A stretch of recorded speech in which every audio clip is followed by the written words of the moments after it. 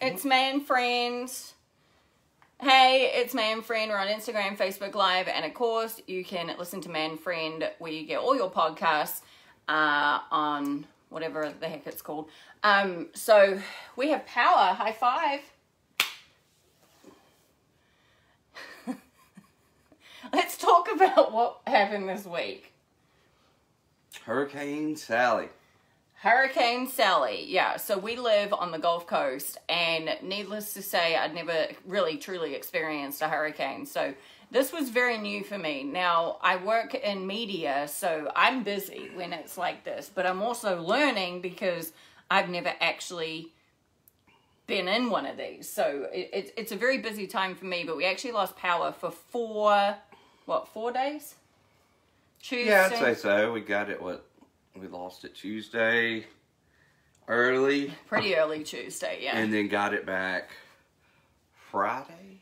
Yeah, it was... Late Friday night, like 8 p.m. But, I mean, we're blessed because so many others are still without power across the bay. It's crazy. Oh, it's so awful. And, you know, this year in general, 2020 in general, with the pandemic, with all of it, it's tested our relationship so much, hasn't it, hun? Oh, definitely, yes. I mean, being in the same room, like me and you, we're very... we need to do our own thing because we're very different and we like to have our own space. But when you're confined already because of a pandemic, then you're confined and, you know, you have a super, like a natural disaster, I guess you call it. And then... No power. No AC. No AC. It makes you a bit kind of irritable, I would say, right? Yeah, it makes it very interesting. It makes it hard, yeah. So one of the questions I had, do natural disasters bring out the protective nature in men? That's my first question. And also, why did you get so super duper, like, controlling and emotions and everything? Why did it... Answer the first question. We'll start with the first question. I'm asking a lot, I know. I think everyone gets protective during those times. Okay, but you turned into, like, caveman. Well, I mean, I pull out the lights. I want to make sure the basic needs are able to be met. And, you know, and also, on another note that we probably already discussed, when you don't have a refrigerator, I was trying to be like, well, you don't open the refrigerator as much as you used to. Okay, so let's because back up. I know Cammy's routines. And those do not always coincide when power is lost. You have to conserve it. So I had to be a little bit boot campy to make sure we kept that. Okay. But no one asked you to be like that. It's natural.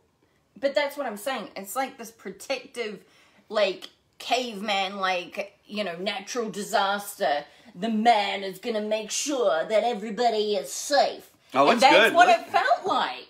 It's good. Well, I have now. I mean, while you were napping yesterday, we were both relaxing in the air condition. Yeah. Because I haven't been through a hurricane in a while. I've been in the areas affected by rain, wind, and the last one that, you know, was Katrina that probably really affected areas I was in, but I still wasn't on the coast where it was flooded terribly. Yeah.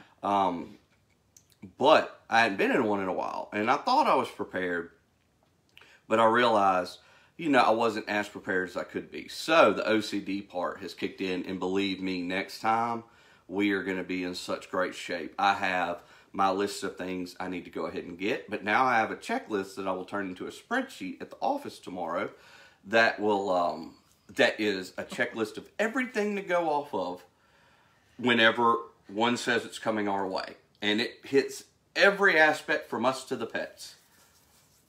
All right. So you're saying yes. And you will very much appreciate it. So you think you're saying yes. Natural disasters bring out the very protective nature of you. Yes. Men in general or just you? I think it's everybody, different personalities. I can't speak for men in general. I think probably, yeah. I mean, especially if you have a family or someone else. I mean, either way, you're going to want to help. You're going to want to, be prepared and everything else. But I'm sure it is across all genders.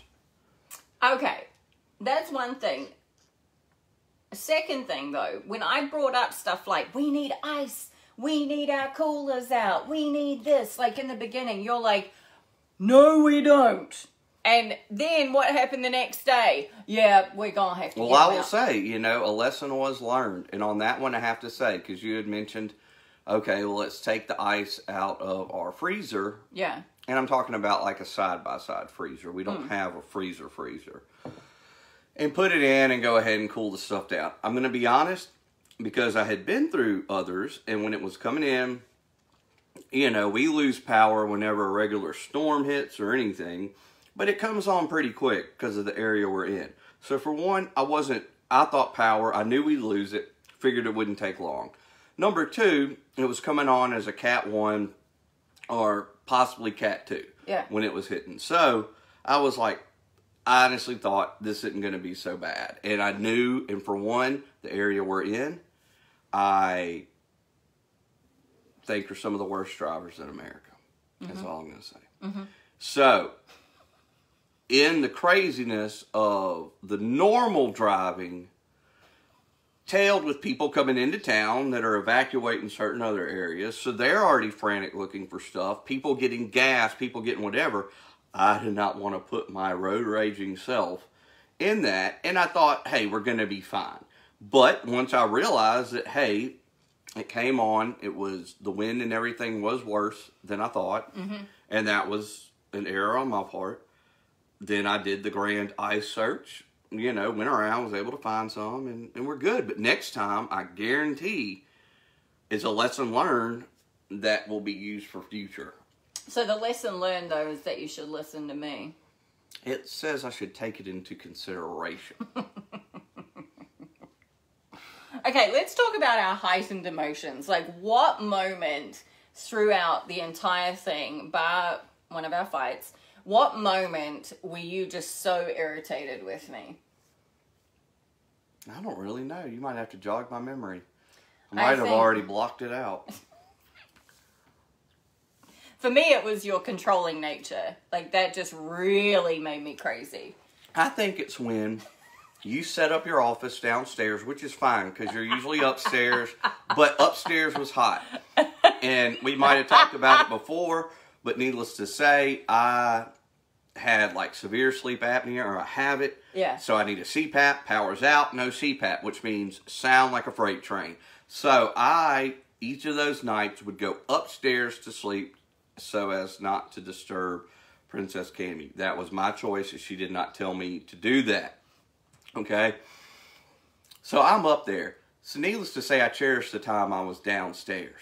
So she set up her office space. That's fine. She had to do recordings and everything else. I just want to sit in the recliner on the cooler side of the house and eat some snacks. And everything I did, she just looked at me and would be like, you're so irritating. You're so irritating. I'm like, well, I want to be in the cool spot.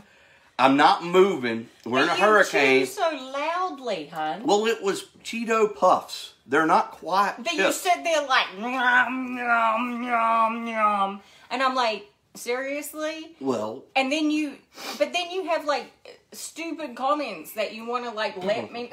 You do. You would sit there with your comments and I'd be like, just be quiet. Like, I'm working. And then there'd be a question or you just breathe really loud. And that was the part, I think, between your controlling and your breathing. Well, I'm going to tell you this. I didn't give a crap. Because we were out of power. It was getting stuffier in the house. Luckily, it was not crazy southern heat. We are so lucky. Yeah. It was cooler. But I had been out with branches. I had done other stuff. I could give a crap. Okay. Especially when Sex and the City's playing in the background or something. I do. I'm addicted to that really show. I love it on replay just to have it. Okay, so what's your question for me then when it comes to Hurricane Sally, with the aftermath, with being in the middle of it?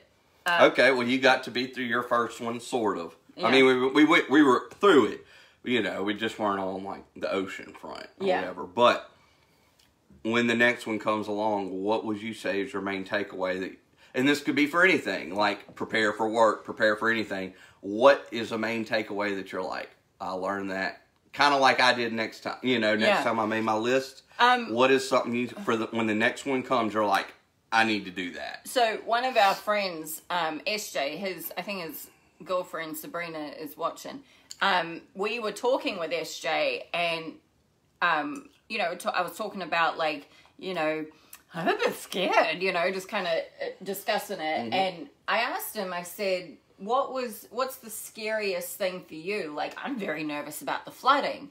And, we live inland, so, I guess I was just nervous about flooding. I'm always nervous about that. And it was going to be heavy rain. And he said, I'm actually more nervous about the wind. Mm-hmm. And I was like, that ain't even a thing. Mm-hmm. Well, now I get it. Now I understand why people get so scared of the wind. And it wasn't until that morning when we came outside and you were like, Kimmy, you've got to feel this. Like, just see it. You got to see the power of it. And we weren't even getting the full front. It was when it was coming to us, but it was early in the morning, but you could see the big trees around us. And the clouds just flying And you see nature's power. And I know that's all spiritual or whatever, but I mean, y'all know it. For anybody listening, all of us in the South, when you've been through that and you look at the trees, you're just like, holy moly. It's a bit end of world feeling. And a lot of great people gave me lots of advice. Our friend Twiggins, I also work with him. One of my friends, Rachel Ryan, she's a radio personality as well. She was telling me what to expect. But yeah, I guess going back to that wind though, that really is like the wind coming through and the power that wind has, that really shocked me. Not to say that flooding doesn't happen, but where we live, it wasn't a threat. Mm-hmm. Or like storm surge or anything, but the wind, especially where I'm at, I'm going to be much more conscious of that. And, I also think about a tree, I had a coworker of mine have a tree fall on her house. That kind of stuff to me is something I'm a little more aware of now. And I think, definitely not sleeping upstairs, staying downstairs. That to me is a huge takeaway from it. And I'm just glad I had my man friend with me. We made it. We did. Wait, before we cut. Oh, no, we have another episode about him. No, I just want to say this. Okay. I want to give him a hurricane honorable mention. Oh, yes. Because this little man, Jax, for those who hadn't met him, a lot of our friends have met him.